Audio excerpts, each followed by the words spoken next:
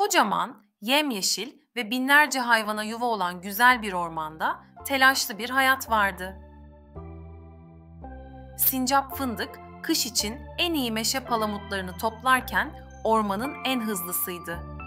Kirpi Diken ise yaprakların arasında en iyi saklanma yerlerini keşfediyordu. Bu orman herkesin eviydi. Bir sabah ormanın derinliklerinden korkunç, rahatsız edici bir ses yükseldi. Sincap Fındık topladığı palamutu düşürdü. Kirpi Diken hızla yuvasına saklandı. Bu ses ağaçların kesilme sesiydi.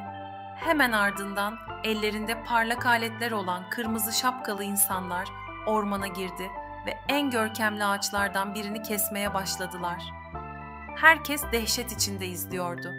Kesilen ağaç bir sincap ailesinin yuvasıydı. Gözyaşları içinde yuvadan kaçışıyorlardı. Ulu Meşe Dede dallarını sallayarak tüm hayvanları topladı. "Kırmızı şapkalı insanlar evimizi yok ediyor," dedi üzüntüyle. "Onlar kestiği her ağacın bir yuva olduğunu bilmiyor. Eğer bir şey yapmazsak kışa kalacak bir evimiz kalmayacak."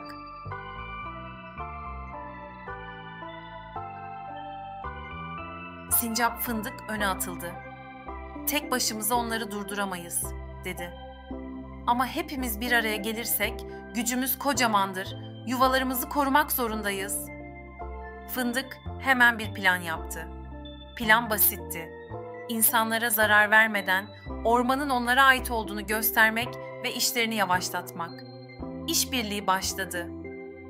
Kirpi Diken ve arkadaşları oduncuların yollarına ayaklarını kaşındıracak kuru yaprak yığınları serdi. Oduncular sürekli kaşınıyordu. Kuşlar gökyüzünden dalışlar yaparak şapkalarını alıp ormanın derinliklerine attı. Oduncular şapkalarını ararken vakit kaybediyordu. Sincap Fındık ise en sevdiği meşe palamutlarını toplayıp oduncuların araçlarının üzerine yuvarladı. Tak, tak, tak! Oduncular tüm bu aksilikler yüzünden sinirlendi ve yoruldu. Ama tam o sırada dev bir ağacı kesmek üzereyken yukarı baktılar. Ağacın en tepesinde Baykuş Bilge ve ailesi onlara üzgün, koca gözlerle bakıyordu.